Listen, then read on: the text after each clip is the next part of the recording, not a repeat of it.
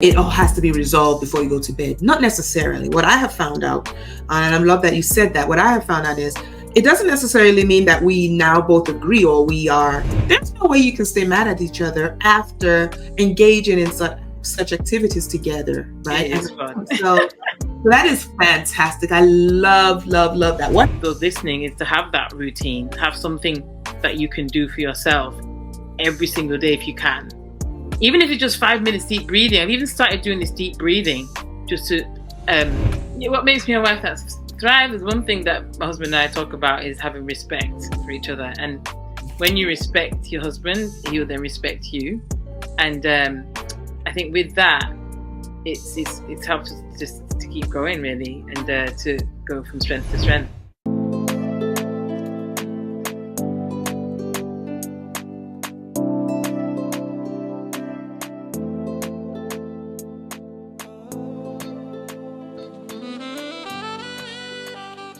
Hey, Queens. How are you? It's your girl, Nikki O, by way of Wives That Thrive. How are you doing today? Today, I'm excited. As always, I have another amazing guest that is going to share some tips and nuggets and all of that with you about her life and how you can possibly emulate if you need to. But my guest today is Rochelle Odubela, and she has a background in engineering that led to working for multi-billion-dollar wireless tech companies. This shaped her future as a highly respected marketing automation expert since 2011. And she is author of the hit book on Amazon called Get Paid to Launch. All right. Now, after 3 near-death experiences, she has dedicated her life giving back to the health community, and now she partners with health professionals, enrolls more clients. She helps health professionals enroll more clients online with her investment traffic strategies, Facebook, Instagram, Google, and YouTube paid advertising.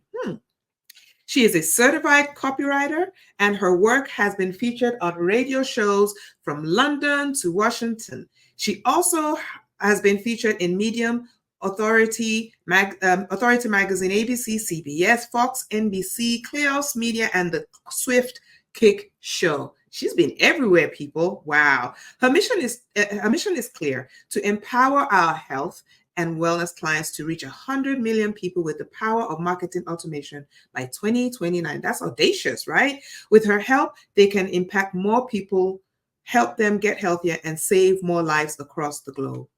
She has been featured on the front cover of high-profile magazine with the likes of the Queen, Michelle Obama, and Oprah Winfrey, representing their other business, which is Healthier Cereal Snack Little Hearts, muesli, run by Rochelle and her husband, Lana Odubela, that helps to reduce cholesterol. They have been supporting youths in developing countries through their youth empowerment initiative, lanarock.org, where they help youths monetize their existing skills to create jobs for themselves. She's a wife, a mother of 2, and in her spare time, she enjoys dancing, singing, and playing chess. Y'all, please help me welcome Rochelle. Woo! Oh, thank you. Wow. That was I can't believe that introduction was that long. No, this is the funny part. In your spare time, you dance. I'm like, what spare time? Where? Like, no, I'm talking about putting on music, dancing around the house. I go out to parties. Yeah.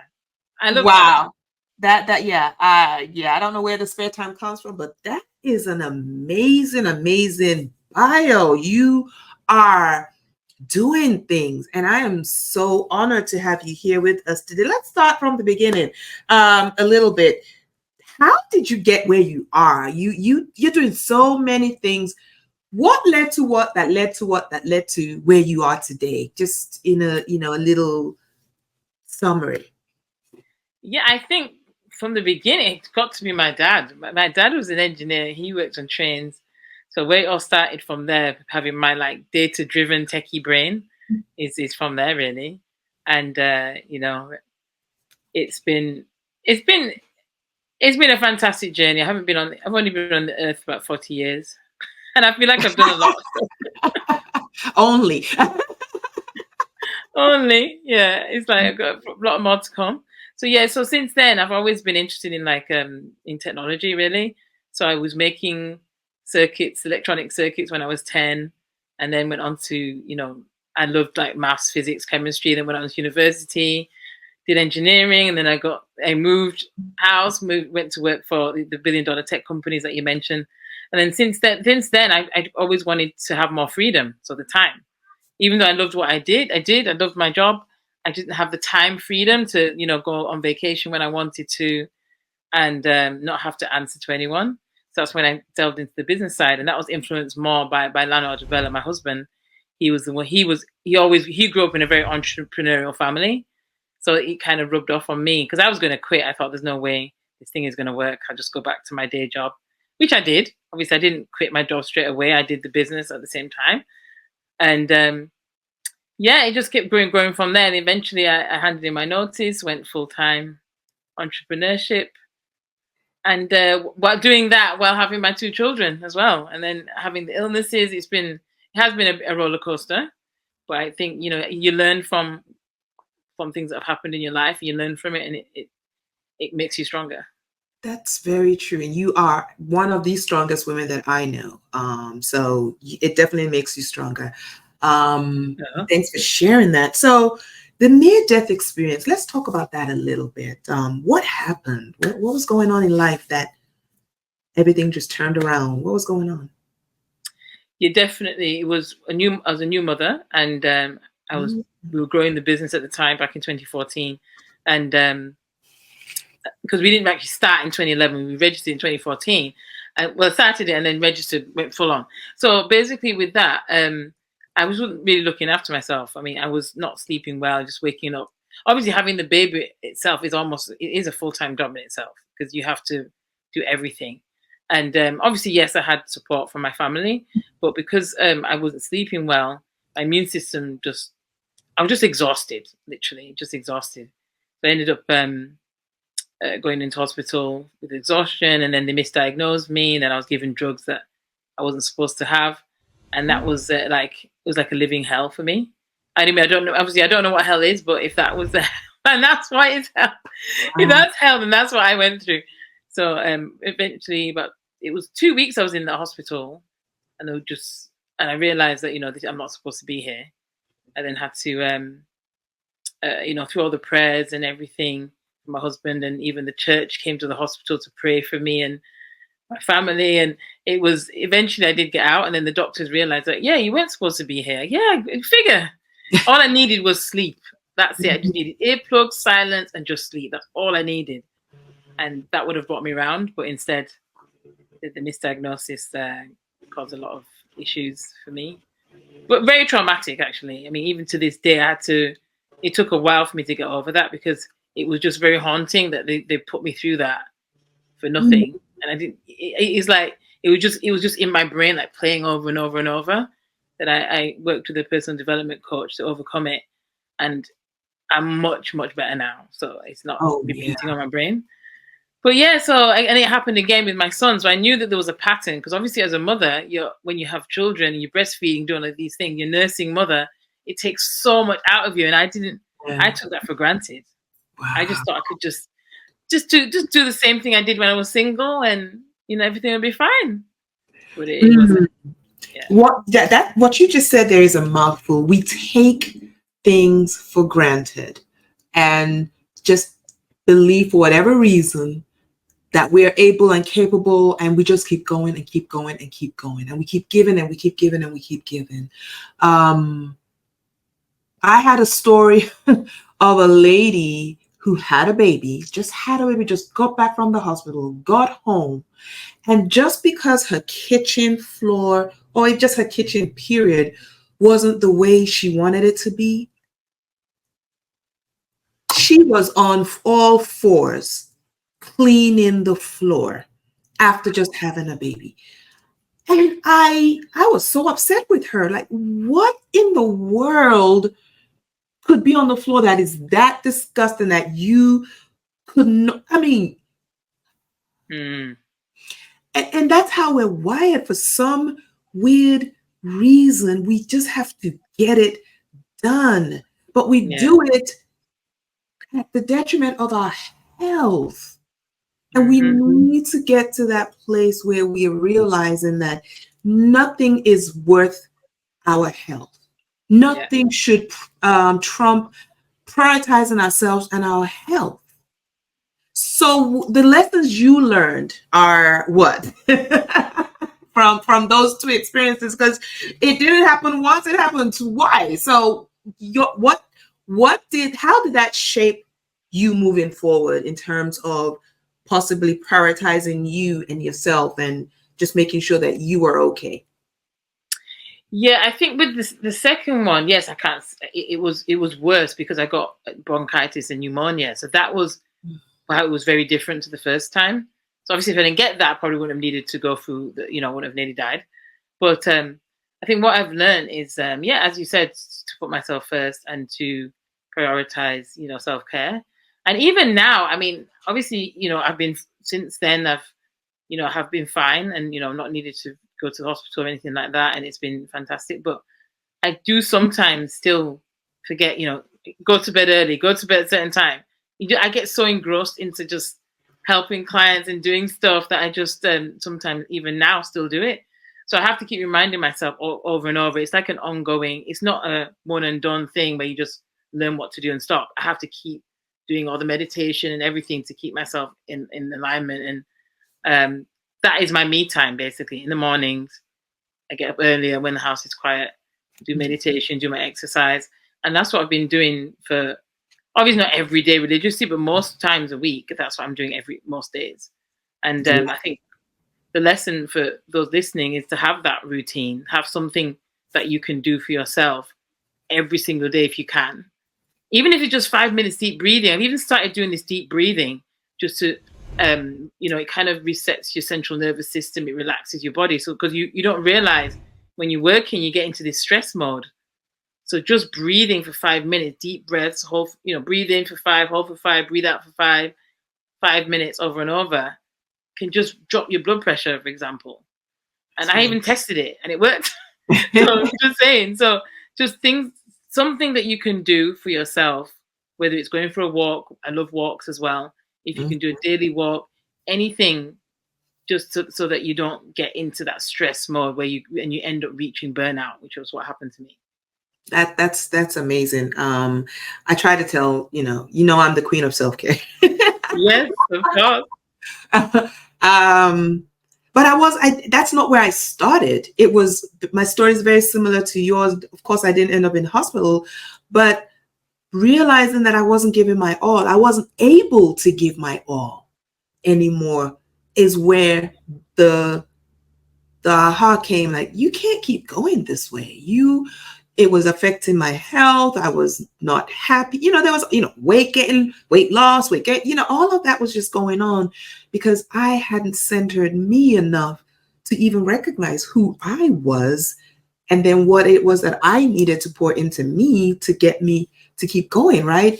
And we do our families and everyone around us a huge disservice by not taking care of ourselves. And that's one thing I want queens to understand and recognize, that you can't keep going and going like the Energizer bunny, because that's not who you were created to be. I had a discussion with my husband, and I think I mentioned this a few weeks ago, but I had a discussion with my husband the other day. We were talking about health and all of that. And he said something, he said, oh, but something to the effect that, oh, you're a robot. I'm like, what? That sees me because I just keep going and going and going. And so every time, if ever I fall sick, he gets extremely scared because I don't fall sick. But just because I don't fall sick doesn't mean that I don't need to have downtime, regular, consistent downtime. And so because I'm not sick, I'm just going and going and going and going and going. And in his mind, oh yeah, she's a robot. She can keep going. And so, he doesn't really do anything without me asking that things be done, because guess what? Nikki got it. Nikki can do it, right? She got it. Oh yeah, she's strong. That whole strong woman. Nah. No. You are strong, absolutely, but there has to be some downtime. So tell me how you've been married for quite a minute. Before we even go into the marriage, your clients, what made you go down the path of paths really, especially the health? I know the illness, of course, triggered something, but why automation and Facebook ads? Why that particular line of online business as opposed to all other things? You could have been a health coach. You could have been so many other things in regards to health. Why that particular path? Well, because my background is not in health, I think that's I mean, I could have gone into it, but I kind of like because I said in the beginning, because I've got an engineering brain and I like data, and Facebook ads is all about data analytics. That's what got me into it. I just like the fact that I can build a system, turn it on, and it delivers, and I just maintain it and optimize it, get it better, make it better and better, and it's just working. And yes, there's things that go down. You have to get in, fix it, fix the bottlenecks, put it back in. It's not a set and forget. But I like that about it, and I think it's in alignment with my job that I had before the business. It's like I was actually doing automation, test automation. So I was writing scripts, I was writing these programs, I was writing step-by-step procedures, and I'm kind of doing that in the business, but in a different way. And I never get tired. This is probably why I go to bed late. I get so lost in the numbers. I'm like, oh yeah, let's do this, and then I have all these ideas. And I get excited. That's the thing. I get so excited about things, very passionate, that I just forget time. And with all the AI stuff now, this AI thing is like, oh my gosh, I'm in my element, really. I know. I was learning something about AI the other day, and I said, oh my goodness. And if you're not in AI now, is the time to get into it. It's still very grassroots, very, ground floor elements, a lot to learn, but it's going to be amazing. So, I lost my train of thought by asking you, by jumping in there. It was about the health. The health, yes. The thing is, though, Nikki, your point is fantastic, because remember, we also have a health product, and it started from these illnesses. Because I wrote down before I even had children, I wrote down in one of my journals, and I found it 10 years later, and it says I'm going to create. I said I think I wrote out some affirmation that I'm going to create this biscuit or this cookie type thing, and I was like, how did I write that 10 years ago, and now I'm in the food industry? It's just amazing how you can, write things into existence. So that is, the health thing is there. Everything is connected. That's why I love about what I do and how it's evolved. It's just been amazing. But isn't it amazing, like you're rightly saying, how God just orchestrates everything. He has a plan for our lives. I say this all the time. He has a plan for our lives, and he just orchestrates, and everything just starts to come together at some point. And you look back, I didn't even realize that I had written traveling to Dubai on my list of things I wanted to do. I went to Dubai, got back, and then was going through my, things, some of my goals that I had written down. I was like, oh my gosh, Dubai was on the list. Had no idea. Once you put it out into the atmosphere, God will, he hears us. And then as long as you're working towards whatever it is you're seeking, everything just starts to come together. It may not be right away, but it just comes together. So I understand what you mean about going back and finding out that you had written it 10 years ago. I don't even know when I wrote Dubai on the list. It may have been way years ago when Dubai was not even a thing. Yeah. I said, oh my goodness. And there we was. And, so it's amazing. So you're a wife, you have 2 lovely children, you're extremely busy. How does that play into your relationship? How connected are you, or have you been able to stay with all of that's been going on in your life? The question I was going to ask before you go there was, because you just said, again, after we talked about the fact that you have to have me time, and then you said, this AI and these numbers is what keeps you up at night. So what do you have in place to make sure you go to bed on time? That's what I wanted to ask.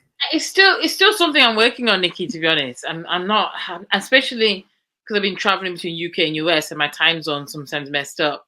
I use that as an excuse, but yeah. It So is what an I've been excuse. trying to do, so my routine that I want to do, I want to get to read more books because I've got like 5 books on the go, and I'm like, I want to finish one because I managed to finish one book in a whole year, and I'm like, that is just terrible. I need to read more books.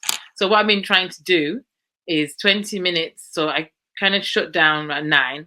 20 minutes. I know that's still quite late, I know. But 20 minutes, I'll do a reading and then, talk to my husband, not about work. So we're trying to be more disciplined with because we work together as well. Mhm. Sometimes the last thing at night, we're still talking about business. So we're trying to set these boundaries by saying, right, we do not talk about work after this time. There And you go. we started doing it for a bit and then we slipped back into our old ways. And then, so it's been a challenge. I have to say, we haven't really cracked it yet, but Mm. we're working hard to stop letting the business take over our conversations too much. Yeah. So yeah, it's still a work in progress. We have not mastered it yet, but Okay. that is one of the things we want to do. Put down the phones. One thing I have been disciplined is no phones in the bedroom. My husband has not done that, and I don't have phones in the bedroom. Sometimes you have some projects he needs to manage. Fair enough, but if you need to sleep, the phone doesn't need to be there. So just remove the phone. Yeah. Okay, well that's good. So the next time we get to speak with you, I'm hoping and believing that you will tell me you have cracked the code of how to really have a nighttime routine that is in what's the word, alignment with your values. Yeah. And the values that you have just mentioned is at least getting enough rest, which includes going to bed in a good, timely fashion so that you're able to get the rest that you need and keep going. Because again, we don't want to repeat of any of the health issues. So that's very key. Yeah. And one of the things that I'm able to do, really, I think just even setting an alarm and it go off, but you have to be determined and intentional about that alarm. I set this alarm. Yes. If it goes off, it doesn't matter what you're doing. Your brain should immediately go, the alarm went off, and you just shut it down. Like, okay, well, I was in the middle of whatever, but the alarm went off and go, right? You have I need to do that. I have attention. Yeah. And what's going to happen is because your alarm's going to go off, you'll start to see your brain start to get a little weary just before the alarm goes off. So that once the alarm goes off, you're ready. You're like, you know what? I was ready anyway. Turn everything off. You see, it's almost like almost like wanting to wake up early in the morning. If you say you're going to wake up early in the morning and you don't set an alarm, guess what happens? You typically sleep through it. But when you say you're going to get up at 6, and then you set the alarm for 6, guess what happens? You wake up at 5:55. Nope, that is 100% true. I've experienced that many times. But I like what you said about the alarm for going to bed because I have got a sleep alarm and the phone goes monochrome. Mm-hmm. So it makes me not use it because as soon as your phone goes black and white, I'm not supposed to use the phone. There you go. Again, what you said about being intentional is very key. Sometimes I'm ignoring it. I'm like, okay, well, let me just do this. But when you said the way you said it is I'm going to take that on board because I think I would be able to resolve it in 7 days or less. I think by just doing that. As soon as it goes off, it doesn't matter. Just that's it. Yeah, because whatever you were working on will still be there tomorrow morning. Exactly. So other than rare occasions where, okay, there's a crunch, I get that, but every single day, just start that routine, and I love how you talked about the boundaries with you and your husband. Again, have an alarm that reminds you or something that reminds you, okay, we can't talk about this, right? If we can't talk about anything else, then we're not talking. Find something else, those kind of boundaries. What makes us typically struggle with these things is the setting the intention, but setting the intention up here, but not really, right? I'm going to try to. Anytime we say we're trying to, we are just trying to fail. That's all we're trying to do. We're just trying to fail. That's all that means. So let's set the intention. Let's write it down and then put things in place that make that intention absolutely set. So then that it's easier for us to follow, in that path, in whatever that intention is that we set. So can't wait to Yeah. hear your success story about that. That is going to be I really love that. Yeah. Thing is, we cracked it before, and then we slipped back. I think with the whole move thing, because I didn't mention that we moved across countries. I think Mhm. the old habits crept back in as we were getting busier, because Yeah. we did crack it and we were consistent. And then because circumstances started to change, we're moving house and all this, that's when I felt that it was slipping. So Yeah. as soon as we started this move and everything, it slipped. So it just shows anyone listening is that no matter what, we have to stick to what's gonna, be the best for our health, because as you say, health is wealth. It is wealth. It is wealth, right? Amen. Awesome. So now back to the question that I was trying to ask before I jumped over there. You're saying so many lovely things and my brain is going everywhere, but you're married, you have children. How have you been able to keep it together? How have you been able to keep your marriage connected?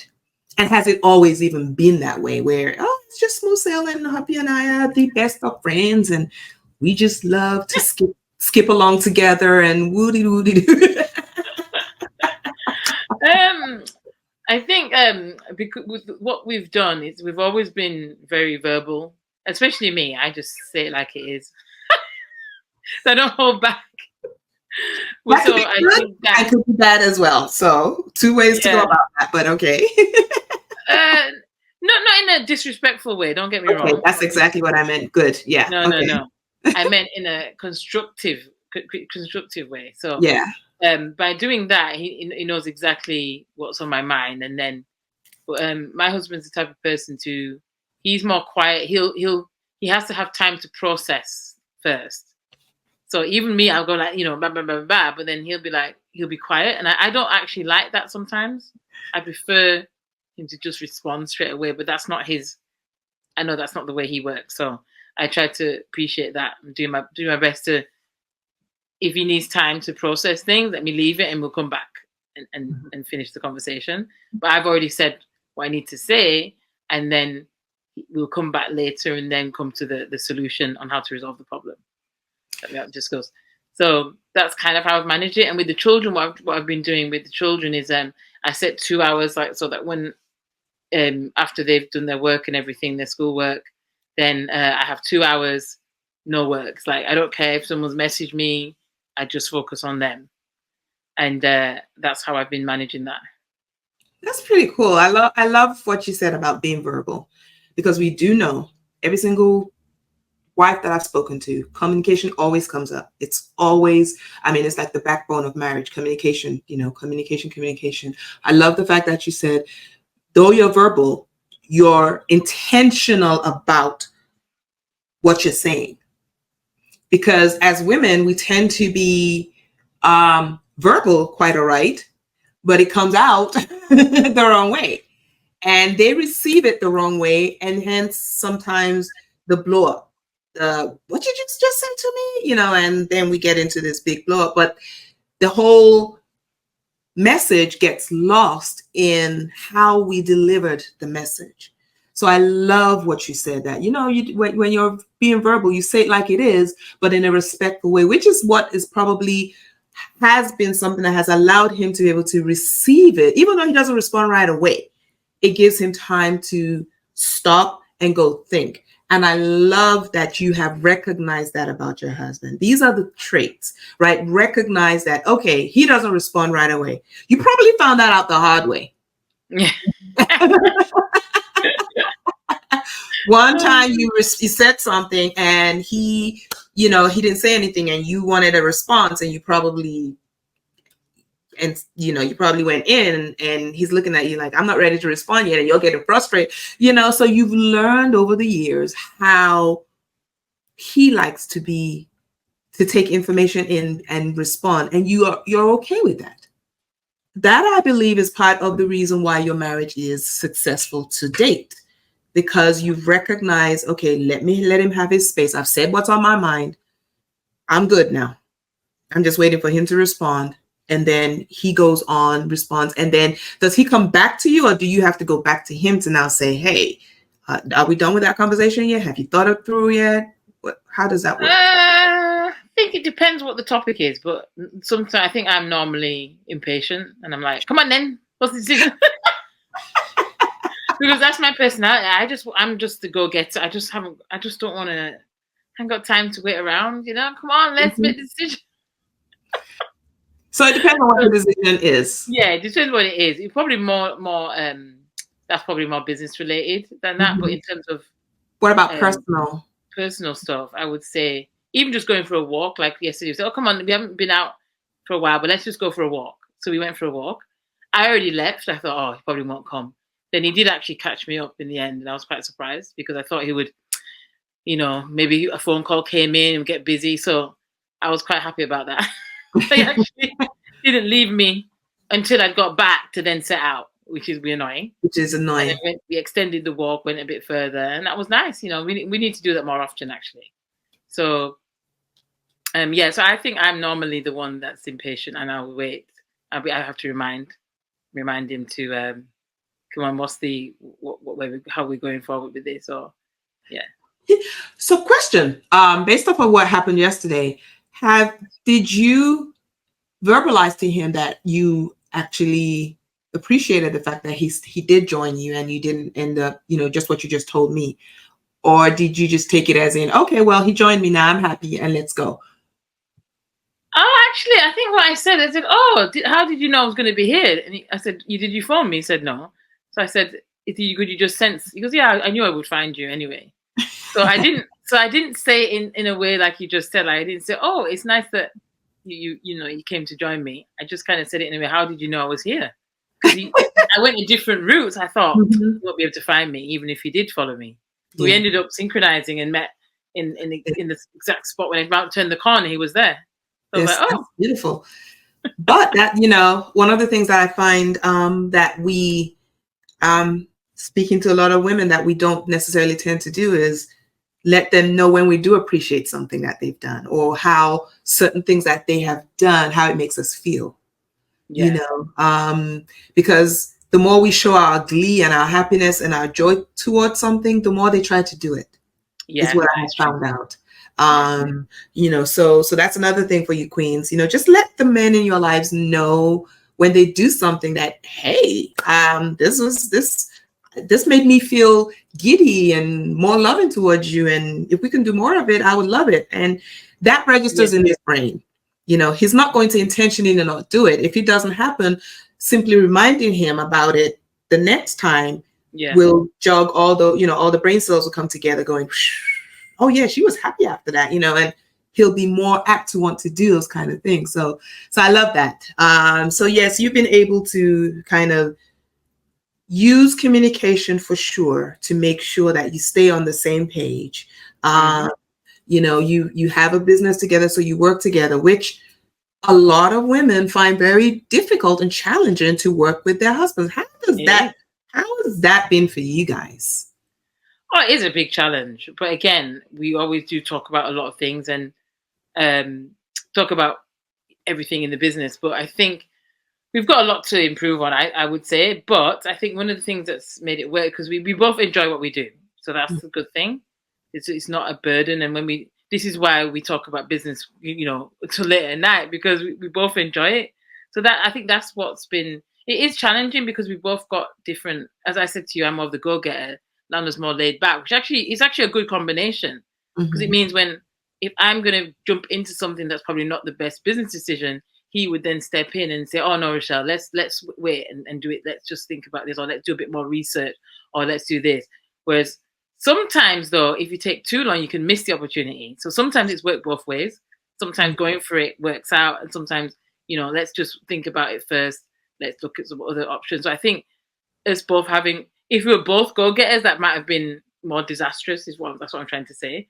But because we both have this opposite not opposite because we're both Virgos as well. That makes a difference. But anyway, if anyone's into the star sign, but yeah, so I think having that him being the more risk analysis and me being the let's go for it, has been a good balance. So we have that, and we always I think there's one thing that we have that anything that's above a certain amount, like if it's above $2,000, $3,000, we have to have a conversation. If it's less than that, I can make this decision. I think it's 2,000 we set as a minimum.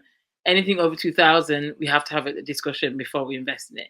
But otherwise, we just, we'll go for it without consulting each other. And that's been a good way to respect, the finances and what we invest in. I love that. Okay, wow, two things. So when it comes to money in business, you have set an amount. Hey, we have to talk about this if it gets to this amount. So that's awesome. That's one of the things that can definitely stop friction in your marriage, in your business. But what about in your marriage? What are finances? How does that work? Do you have that same mantra whereby, I'm going to go buy this, but it's this amount, I need to talk to him about it? Or do you just, okay, now this is my personal money and I don't, how does that work? Is it similar or different? Let me think. I think we kind of have the same, we have like a share, the business account is shared, but we do have our personal accounts. We don't really, I think with the personal, because I'm not really, I like getting my nails done, things like that, but I don't do hair and all that. So I don't have a lot of really high personal expenses. It's like, he actually encouraged me. Lano actually encourages me to go and do something for myself more than I do it for myself. He'll say, oh, Rochelle, just go for it. You wanted to do it, didn't you? So why are you feeling guilty about doing something? So he's actually very good in that. But he says that I'm low maintenance anyway, so it's all good. Yeah, unfortunately, a lot of husbands can't say that. Definitely not, but that's good. I love the fact that he encourages you to get things done for you. What are things that you like, though? What do you even know things that you like? I mean, you just talked about getting your nails done, but getting nails done is not the only thing that you can do for you. What are other things that you possibly could do for you that maybe you should start to do that you haven't been doing, or you're doing, but just not as often as you should? I like to travel. I like to visit, different places and just go for a weekend away, things like that. But I mean, obviously with the children, it's not as easy, but we do have help. But I think other things, as I said, I like parties. And one time he went to a party without me, and I was not happy, Nikki. I was like, how dare you? How dare you? And he told me, I said, did you have yam porridge? And he goes, yeah. I said, oh my gosh, you have a yam porridge and you didn't let me. And so I was upset. So parties, I just love to celebrate people. So when I'm not a clubber, but I like to celebrate people, like they're having their anniversary or they're having their, so I love parties. I love to dance. I'm like the first one on the dance floor and the last one on the dance floor. So party starter, party finisher. Party finisher. Okay. That's good to know about you. And that's good that you know that. So pretty much you get your nails done ever so often, but when there are no parties and you're not traveling and you're not getting your nails done, then you're just crunching numbers, just looking at systems. No, I said I love doing my meditation. I like doing my I do my exercise routine. So 4 times a week, every other day, 4 or 5 times a week, I do my exercise. But I don't particularly enjoy that though. I just do it because I want to keep fit. So going back to your question of what I enjoy, it's the reading. I love to read and not necessarily technical books. Mm-hmm. Sometimes I read personal development. Sometimes I read, things from Think and Grow Rich, all these other different. What are you currently reading? Pardon? What are you currently reading? That one, Think and Grow Rich. But again, as I said to you, because I need to improve my routine, I haven't read for like 10 days because I've been traveling the last week. So I've already slipped already. So I need to get back into that and restart it again. And then so I do like to read and stuff. So and that's something and there's the dancing around the house. I don't even have to go out to party. We literally have parties in the house. Okay, good. Just the family. You create the fun in the family. Yeah. Oh, I love that. I do, I coach women and I have a Flourish program, that, personal development. And one of the things that in one of the modules, it talks about creating the environment you want in your home. And I love that you do that you actually, you dance in the home. Those are the memories that A, the children are going to remember, and B, Oh it my releases God. all sorts of energy and all sorts of connection that it just creates a loving environment. So even if you and your husband, for instance, were at it prior to, there's no way you can stay mad at each other after engaging in such activities together, right? It is fun. So that is fantastic. I love, love, love that. What about just the two of you without the children? Do you engage in any activities that at least keep you connected?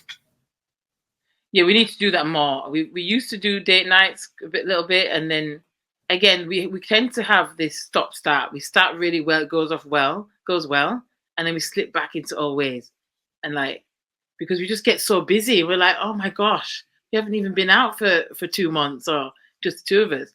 So thankfully we've got a wonderful. So my mother helps out when she comes to visit and things like that. So that's been a real blessing to help Yeah. us be able to do that.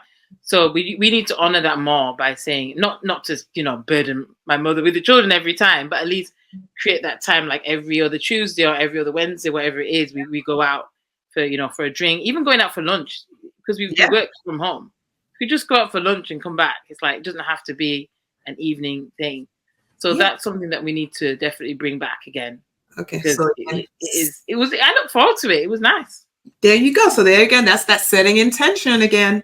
Setting intention. Now you said that's what you want to do. So now the intention would be the action that you take behind it, which would be either put it in a planner, put it on both of your schedules, put it on the Yeah. fridge so everybody sees it so it doesn't sneak up on anyone, all of those kind of things. And that helps with setting intention. So you stop starting and stopping, starting and stopping, starting and stopping. Those are one of the things one of the tools that I have learned and use periodically. So, but I love, love the fact that you're aware of the things that do need to happen. We just need to put some systems in place to make sure that they happen. Is all that exactly. I think because we do. I like what you said about putting it in the calendar because we put everything else in the calendar, don't we?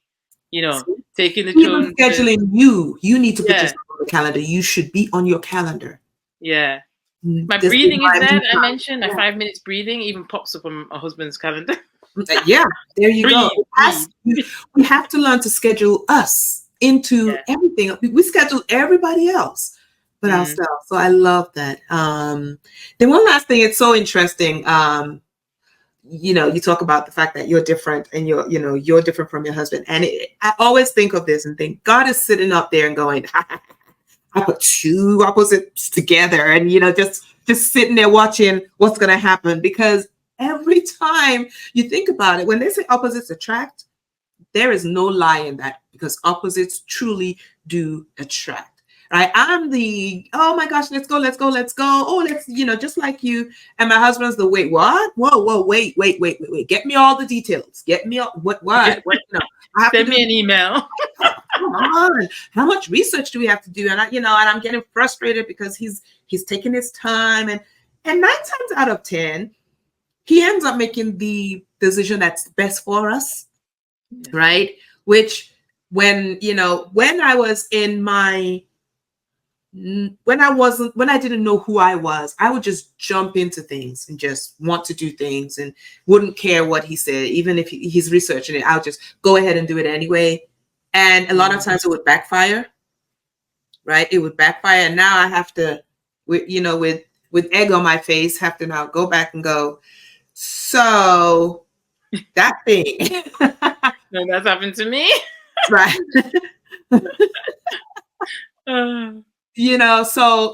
But learning who I was and then recognizing that I don't have to be so flitty and willing to, and to trust in the fact that if God allowed us to be together and he's more centered, a little less ready to jump, trust it, bring it before God, but also trust that if I'm saying, you're the man of the house and you're the head of the home, and trust the decisions that he makes, even with my suggestions. Just trust, So learning to be able to trust his decision has taken out a lot of angst and anxiety and all of that from our relationship, and it's not a thing anymore, but it used to be. So I understand what you mean exactly by you